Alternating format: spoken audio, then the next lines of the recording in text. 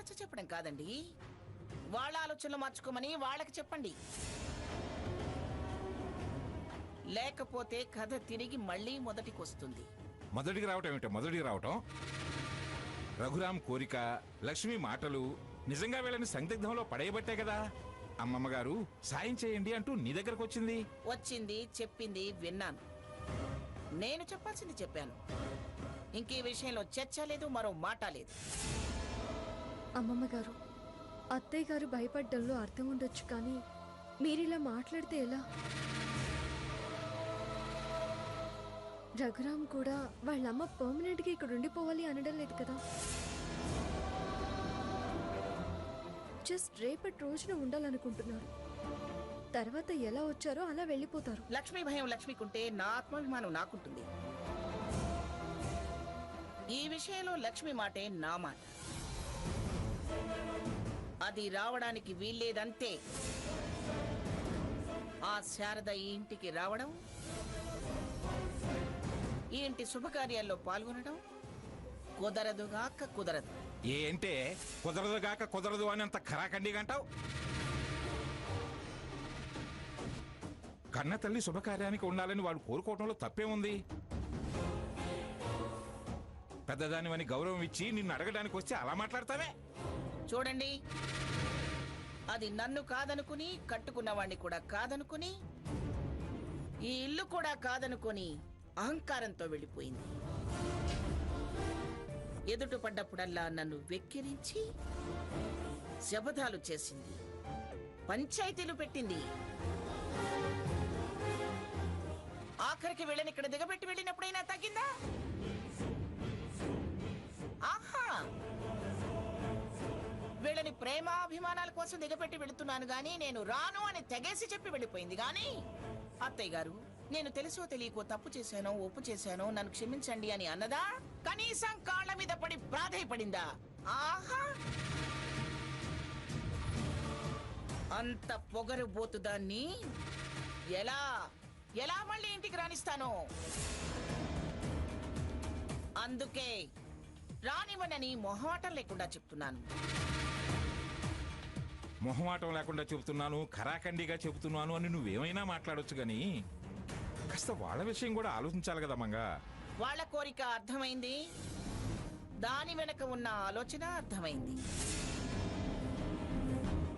అందుకే ఖచ్చితంగా కుదరదు అని అంటున్నాను.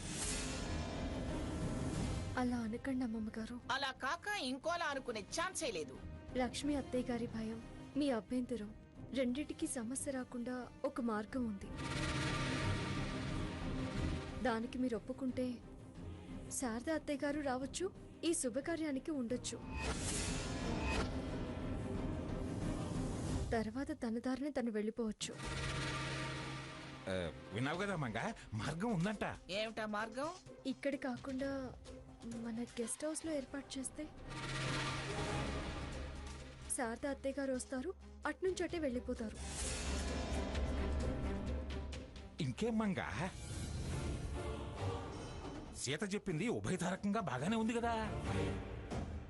అమ్మమ్మ గారు, తప్పుగా అనుకోవద్దు.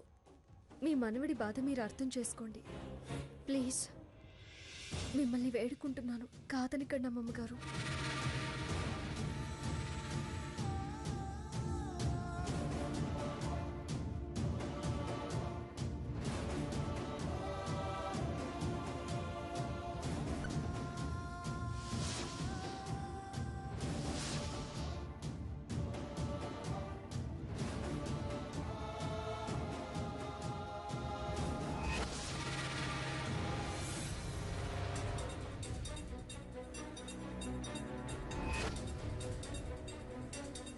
మంగా, అంతగా ప్రాధేయపడుతుంటే ఎంతసేపే మౌనం? సరే అని చిన్న మాటను, లేదా ఆ అర్థం వచ్చేలా గంభీరంగా తలాడించు, సరిపోతుంది. పిల్లలు సంతోషపడతారే. సంతోషంగా లేకపోతే అనుకున్న కార్యక్రమం ముడిపడదు. సరే, అనవసరంగా శారద అక్కడ అతిగా ప్రవర్తించిన మాట జారిన ఎవరి మర్యాద దక్కదు.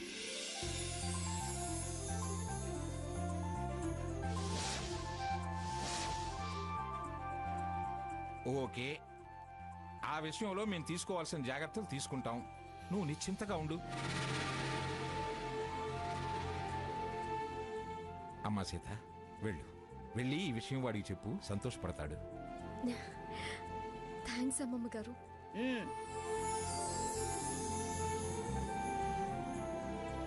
రఘు, నువ్వింకేం దిగులు పడాల్సిన పని లేదు. అత్తయ్య గారు రావడానికి అమ్మమ్మ గారు ఒప్పుకున్నారు. హ్యాపీగా ఉండు. ఏంటి, నానమ్మ ఒప్పుకుందా? నువ్వు చెప్పేది నిజమా? అవును, అమ్మమ్మ గారిని ఒప్పించాను. ఎలా ఎలా ఒప్పించావు? నువ్వు పడుతున్న బాధ, అత్తయ్య గారు మామయ్య గారితో అన్న మాటలు అన్నిటినీ వివరంగా చెప్పాను. నువ్వు బాధపడ్డావు, అమ్మమ్మ గారికి ఇష్టం లేదు, అందుకే ఒప్పుకున్నారు.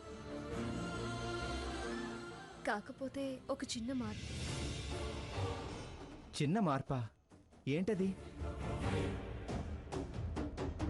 లక్ష్మి అత్తయ్య గారి భయం, మీ అభ్యంతరం రెండిటికి సమస్య రాకుండా ఒక మార్గం ఉంది. ఇక్కడ కాకుండా మన గెస్ట్ హౌస్ లో ఏర్పాటు చేస్తే శారద అత్తయ్య గారు వస్తారు, అట్నుంచి అటే వెళ్ళిపోతారు. మీ మనవడి బాధ మీరు అర్థం చేసుకోండి. సరే, ఎక్కడైతేనే అమ్మ వస్తుంది, అదే నాకు కావాల్సింది. చాలా థ్యాంక్స్ సీత. థ్యాంక్స్ తర్వాత, ముందు అత్తయ్య గారికి ఫోన్ చేసి వెంటనే రమ్మని చెప్పు. ఆ,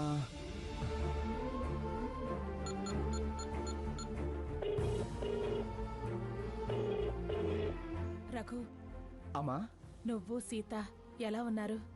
నేను సీతే కాదు, అందరం ఆనందంగా ఉన్నామమ్మా. అమ్మా, నువ్వు అర్జెంటుగా బయలుదేరి రావాలమ్మా. నేనా? ఇప్పుడెందుకురా? ఇప్పుడే కదా అందరూ ఆనందంగా ఉన్నావన్నా. నేనొస్తే మళ్ళీ గొడవలు తలెత్తుతాయి. అలాంటిదేం లేదమ్మా, నానమ్మని ఒప్పించే నేను రమ్మంటున్నావు. ఏంట్రా, నానమ్మని ఒప్పించారా? అవునమ్మా, రేపు మా శోభనం కూడా ఏర్పాటు చేశారు. ఎరా, ఆవిడ అంత తేలిగ్గా ఒప్పుకుందా? నువ్వు రా అమ్మా. రఘు, ఒకసారి లైవ్. అమ్మా, సీత మాట్లాడుతుందంట. ఆ, రఘు అన్నట్టు మీరు రండత్తయ్య. మిమ్మల్ని చూసి కూడా చాలా రోజులైంది. సీత, నాకు కూడా మిమ్మల్ని చూడాలనే ఉందమ్మా. ఇప్పుడు ఒక కారణం కూడా కలిసొచ్చింది. తొందరగా బయలుదేరండి అత్తయ్య గారు. సరేనమ్మా, అలాగే వస్తానా.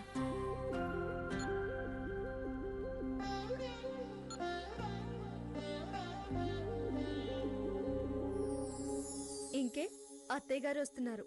హ్యాపీయే కదా? చాలా చాలా హ్యాపీగా ఉంది. థ్యాంక్స్ సీత. థ్యాంక్స్ దేనికి?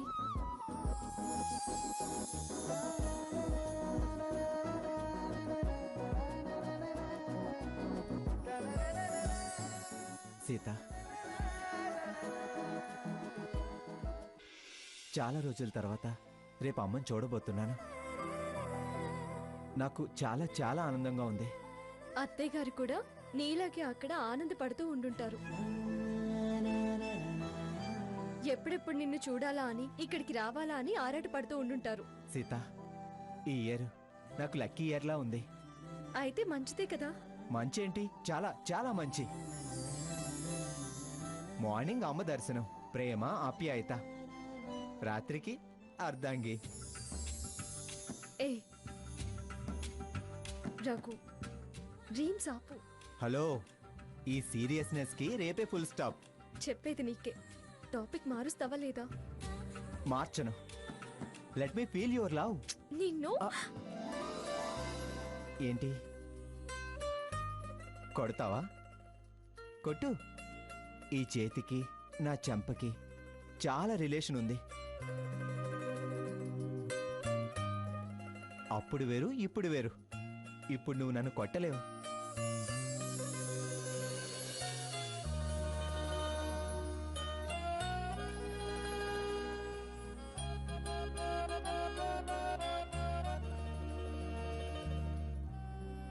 Am I correct?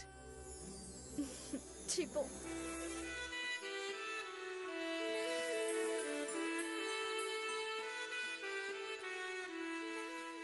సీత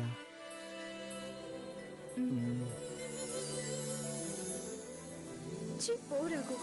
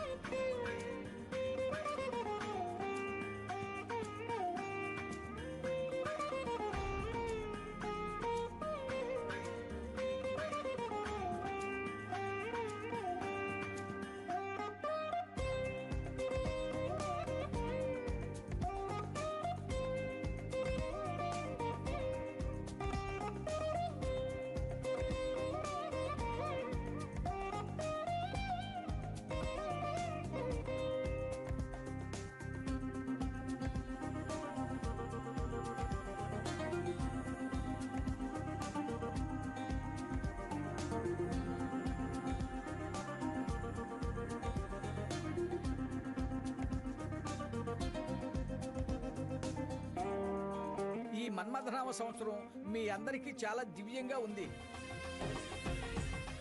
ఆదాయం, రాజపూజ్యం మెండుగా ఉన్నాయి. ఈ మన్మథనామ సంవత్సరం అన్ని విధాలా మీకు అనుకూలంగా ఉంది. పంతులు గారు, దానికి ఈ సంవత్సరం ఏమిటండి? అది పుట్టిన దగ్గర నుంచి అన్ని సంవత్సరాలు దివ్యంగానే ఉన్నాయి.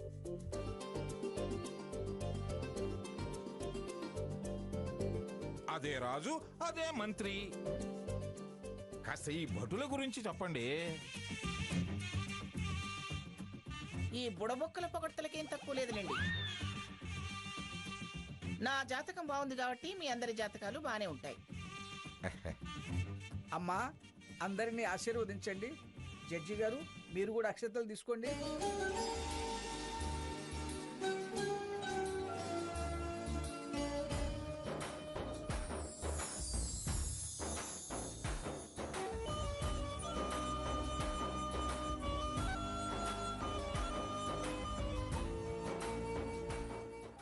అమ్మా రండి.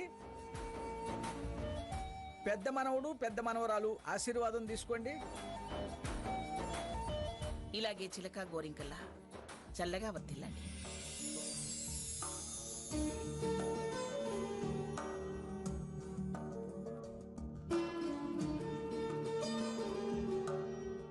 ఇప్పుడు చిన్న మనవడు, చిన్న మనవరాలు. అమ్మా రండి. పిల్లా పాపలతో చల్లగా బతికండ్రా. పంతులు గారు చెప్పారు కదరా మన్మథనామ సంవత్సరం అని.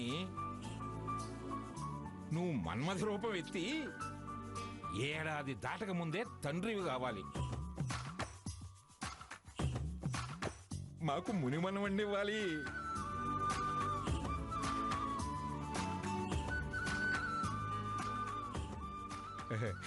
అప్పుడు అదో ముని మనవడితో నేనో ముని మనవడితో ఆడుకుంటూ కూర్చుంటాం. అమ్మా, మమ్మల్ని ఏమని దీవించలేదేంటమ్మా? 40 ఏళ్ల నుంచి దీవిస్తూనే ఉన్నానురా. ఏమన్నా సాధించావా? ఏమన్నా ఎదిగావా? అలా అంటావేంటమ్మా? ఈ సంవత్సరం పేకాట మానేసి పొలాల వ్యవహారాలన్నీ చూస్తున్నానుగా. నిలకడగా అలాగే ఉండు, అప్పుడు దివ్యంగా దీవిస్తాను. అమ్మమ్మ గారు, ఏమిటి మనవరాలా? అమ్మ గుడిలో అఖండ దీపం పెట్టే ప్రదక్షిణలు మొక్కుకుందట. నేను వెళ్ళొస్తానమ్మమ్మ గారు. మొక్కుకుంది? ఇంకా ఏ పూజలు, పునస్కారాలు, మొక్కుబళ్ళు అంటూ కబురు చేయలేదేమిటా అనుకుంటున్నాను. వెళ్ళు.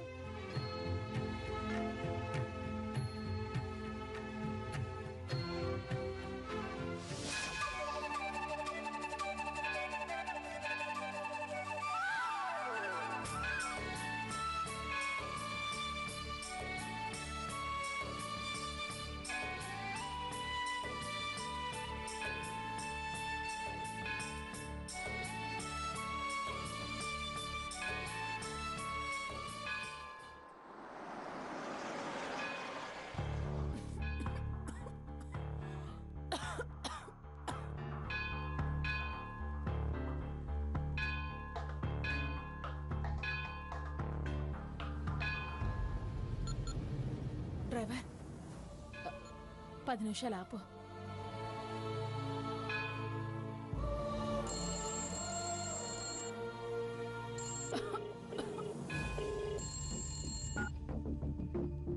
చెప్పండి అత్తయ్య. సీత, వచ్చేసారా? నేను జగదాంబ సెంటర్ దగ్గర శివాలయం గుడి పక్కనే ఉన్నానమ్మా. నాకు కాస్త నీరసంగా ఉంది, భయంగా ఉంది. అర్జెంటుగా నువ్వు రాగలవా? అలాగే అత్తయ్య గారు, నేను వెంటనే వచ్చేస్తాను.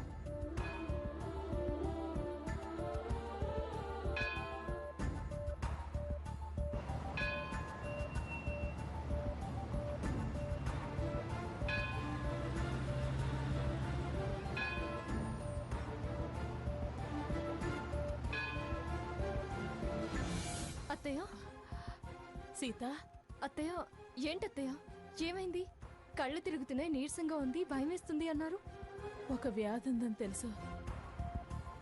వేడుక జరిగేదాకా ఎందుకు బయట పెట్టడమా అని ఏదో మాత్రలు వేసుకుంటున్నాను.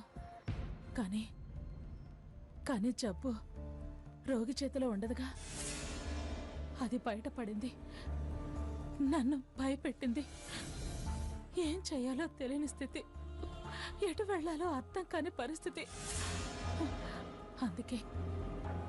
అందుకే నిన్ను పిలవక తప్పలేదు సీత.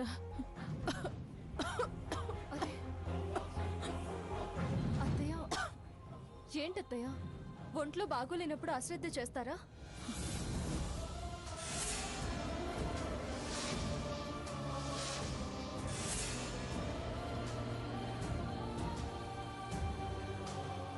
అయ్యో, ఇదేంటి? బ్లడ్ వస్తుందేంటి? అయ్యో అత్తయ్య, నాకు చాలా భయంగా ఉంది. నేను వెంటనే రఘుకి ఫోన్ చేస్తాను. వద్దమ్మా, వాడికి చెప్పద్దు.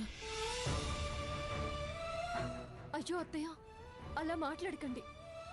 వాడిది చాలా సున్నితమైన మనసు. నా విషయంలో మరీ సున్నితంగా ఉంటాడు. నా గురించి, నా పరిస్థితి గురించి తెలిస్తే వాడి పరిస్థితి ఏంటో నాకు బాగా తెలుసమ్మా. అందుకే వద్దంటున్నాను. సరే, ముందు మనం హాస్పిటల్కి వెళ్దాం. నా మాట వినండి. వద్దమ్మా, నా మాట వినండి అత్తయ్య. ఆటో, పదండి. రండి అత్తయ్య, రండి.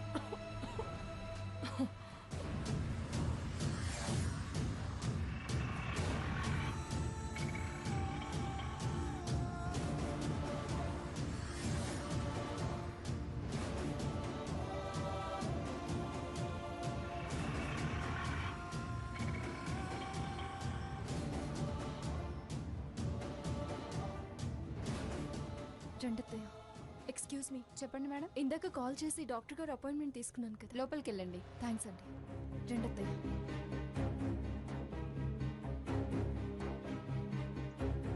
నమస్తే డాక్టర్. నమస్తే అండి. రండమ్మా, కూర్చోండి.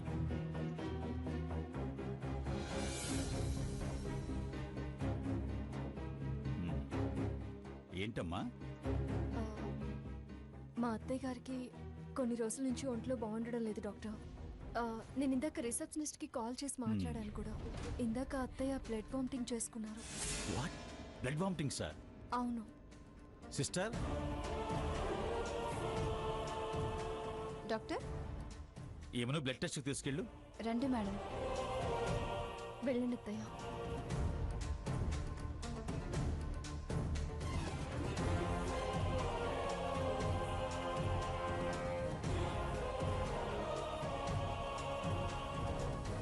మేడం, కౌంటర్లో అడ్వాన్స్గా క్యాష్ పే చేయండి. అలాగే డాక్టర్.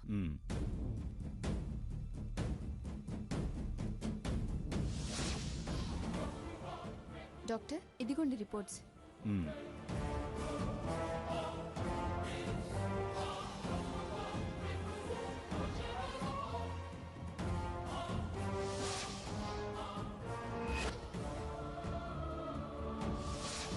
డాక్టర్, ఆ రిపోర్ట్స్లో ఏముంది? తనకు క్యాన్సర్.